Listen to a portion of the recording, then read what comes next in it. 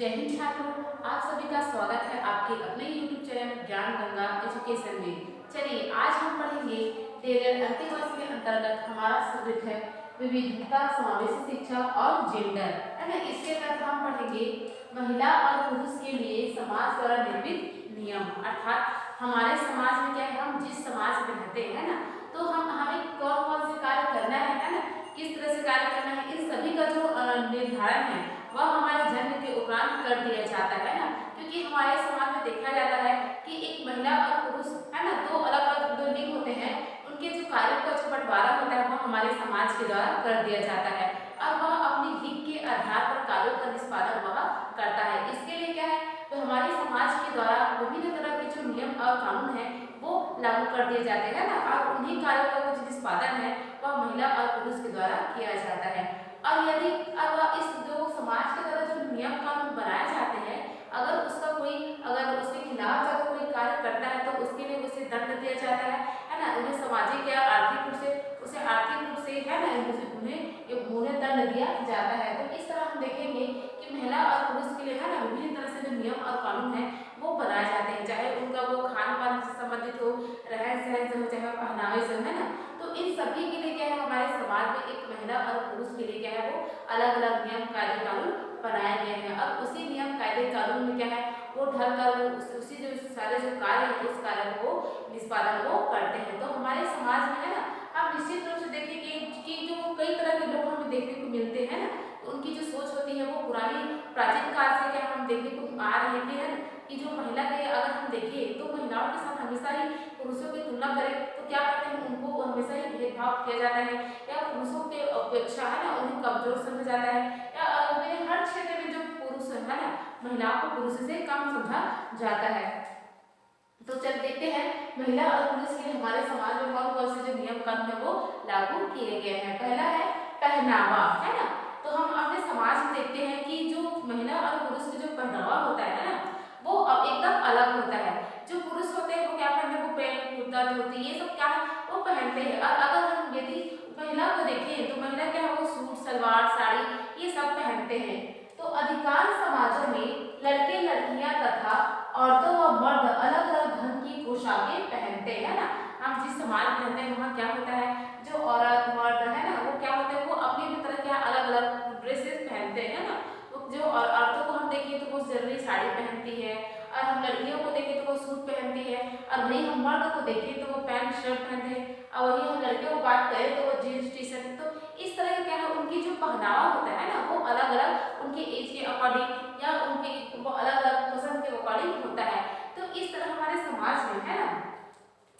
जो उनके पहनावा से संबंधित जो नियम कायदे कानून उन सभी को लागू भी कर दिया जाता है, तो कि वो क्या पहनेंगे या क्या नहीं पहनेंगे, इस तरह के हमारे समाज में नियम कानून बना दिए जाते हैं।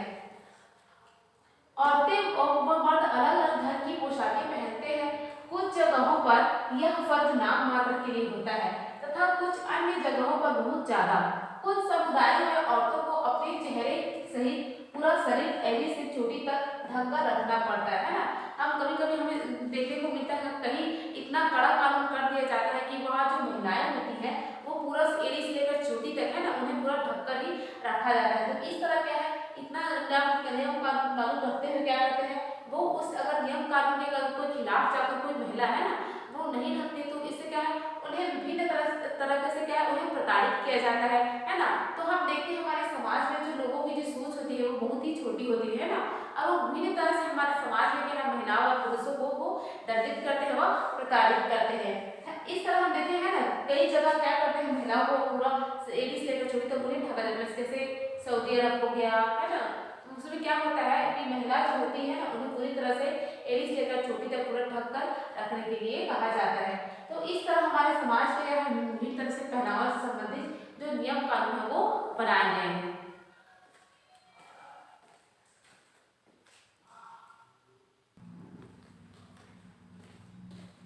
चलिए आगे देखते हैं गुण व विशेषताएं।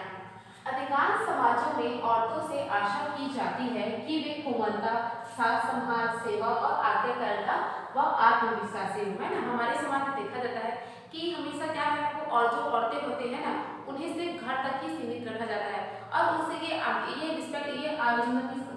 कहा जाता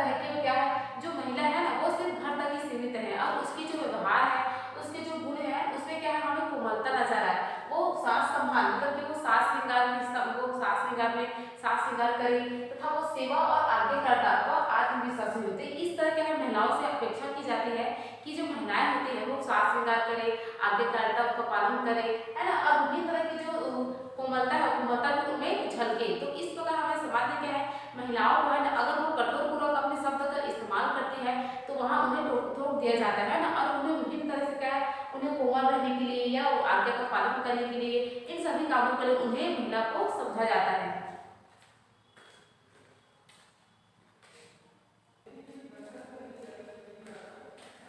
चलिए आगे देखते हैं, है ना, एक भारतीय नारीवादी वसंता कजनविरन, है ना, इनका इनका महिलाओं के संबंध में क्या कहना है वो देखते हैं।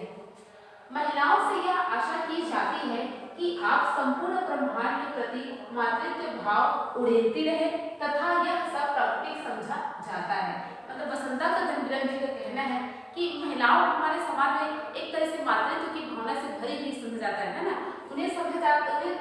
इनसे ये अपेक्षा की जाती है कि जो महिला है ना वो क्या मातृत्व की भावना पूरे संपूर्ण जो पृथ्वी पर क्या है वो उड़ेलती रहे, मतलब सभी के ऊपर क्या है वो अपने मातृत्व को अपन को झलकाती रहे। तो इस प्रकार हम क्या समझते हैं, वो केवल एक माँ बनकर बच्चों को क्या प्यार कर सकती है, वो मातृत्व का भाव झलका सकती है ना, और यह क्या है कि मातृत्व भाव उड़ेलती रहे पूरे, मतलब कि सभी पर क्या वो अपनी मातृत्व पर क्या भाव वो उड़ेलते रहे तथा यह सब प्राकृतिक समझा जाता है, और हम ये जो मातृत्व की जो भावना है वो प्राकृतिक समझी जाती है। तो हमारे समाज में एक तरीके से देखा जाए कि तो एक महिला को है ना केवल क्या है एक घर तक सीमित समझा जाता है, या केवल उन्हें मातृत्व की भावना तक ही सीमित रहा जाता है, सीमित होते हैं, इस तरह से समझा जाता है। लेकिन क्या है एक जो महिला होती है वो माँ के अलावा और बहुत कुछ होती है ना, वो हमारे समाज के प्रति वो बहुत कुछ कार्य कर सकती है ना, लेकिन जरूरत पड़ने पर क्या है वो अपने देश को बचाने के लिए कुछ भी कर सकती है। तो इस प्रकार क्या है वो केवल उनमें मातृत्व की भावना नहीं बल्कि एक दुर्गा को भावना होता है, ताकि क्या करती है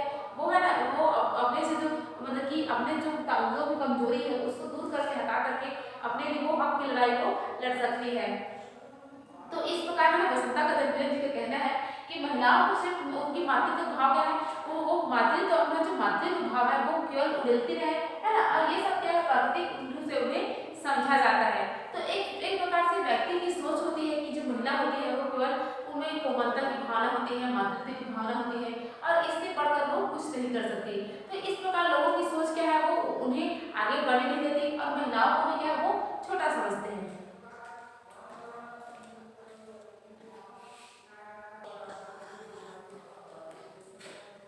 चलिए आगे देखते हैं भूमिकाएं और जिम्मेदारियां। देखिए हमारे समाज में क्या होता है जब एक लड़की है ना या लड़के मतलब कि एक औरत या मर्द उन दोनों का क्या है हमारे समाज में उन दोनों को अलग अलग नजरिए से देखा जाता है ना, और अलग अलग नजरिए से देखे जाने के अलावा है ना उन्हें विभिन्न क्या है उनके जो कार्य है उनको भी अलग अलग हमारे समाज में उनका बंटवारा कर दिया जाता है। एक महिला और एक पुरुष को क्या है उनके लिंग के आधार पर हमारे समाज में क्या है उन्हें विभिन्न तरह के जो कार्य है उसके निष्पादन के लिए उन्हें कहा जाता है।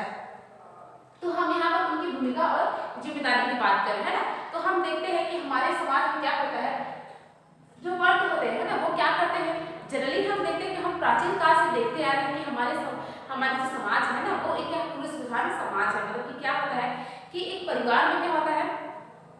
हमेशा हमें एक पुरुष का राज देखने को मिलता है ना, क्योंकि एक परिवार में क्या होता है उनका जो परिवार के ऊपर जो शासन है उसका एक पुरुष का ही हमें देखने को मिलता है ना, और उसके इशारे पर पूरा जो घर के जो सदस्य होते हैं क्या है उन्हीं के उनका जो नियम कानून बनाते हैं उस पर वो चलते हैं। तो इस प्रकार का हमारे समाज में है ना देखने को मिलता है कि एक जो पुरुष होता है उनका जो कार्य होता है वो महिला के कार्य से बिल्कुल अलग होता है, और समाज के द्वारा कार्यों का बंटवारा कर दिया जाता है तथा उन्हीं के आधार पर वे अपनी भूमिकाएं और अपनी जिम्मेदारियों को संभालते हैं।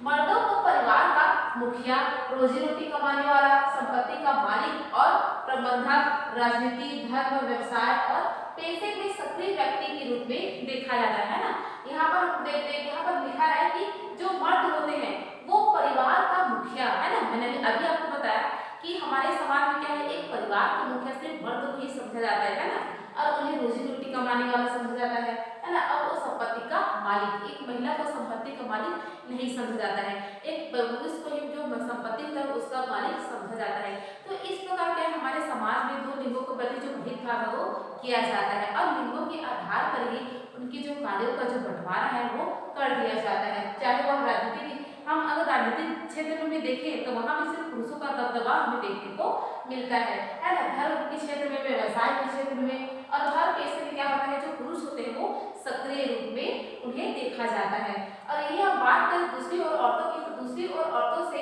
आशा की जाती है कि वो तथा उन्हें सिखाया जाता है कि वे बच्चे पैदा करें, बूढ़ों की सेवा करें, सारा घरेलू काम काज करें, है ना। महिलाओं को क्या सिखाया जाता है, उनके वो केवल बच्चे पैदा करें, घर संभालें, खाना बनाए, है ना। तो हमारे समाज में महिलाओं को सिर्फ घर तक ही सीमित रखा जाता है, उन्हें केवल वो खाना बनाए, बूढ़ों की सेवा करें, है ना। तो इस प्रकार के महिला को सिर्फ घरेलू कार्य क्षेत्र तक ही उन्हें सीमित रख दिया जाता है। तो इस प्रकार के हमारे समाज में महिला और पुरुष की जो भूमिकाएं होती हैं वो हमें देखने को मिलती हैं और उनके समाज के द्वारा जो उन्हें कार्य और कार्यों को करने के लिए कहा जाता है या नियम कार्य कानून बनाए जाते हैं, उन्हीं के आधार पर वे अपने कार्यों का जो निष्पादन है वो करते हैं और अगर उनके खिलाफ वो जाते हैं तो समाज के द्वारा उन्हें दंडित या उन्हें प्रताड़ित किया जाता है तथा उन्हें समाज से बहिष्कृत भी कर दिया जाता है। तो इस प्रकार हमारे समाज में जो नियम विभिन्न प्रकार के जो नियम कायदे कानून वो बनाए जाते हैं, है ना। और ये जो नियम कायदे कानून है ये भगवान ने नहीं बनाया है, ना ये प्राकृतिक है, बल्कि ये मनुष्य ने ही बनाया है ना। हमारे समाज में जो जाति व्यवस्था है और जो एक महिला और पुरुष जो भेद किया जाता है ये केवल मनुष्य की सोच है ना, ये प्राकृतिक नहीं है, केवल मनुष्य ने इसका निर्माण किया है और वही ये सब भेदभाव ये सब जिम्मेदारी का है, एक इस सब की जिम्मेदारी मनुष्य ही है।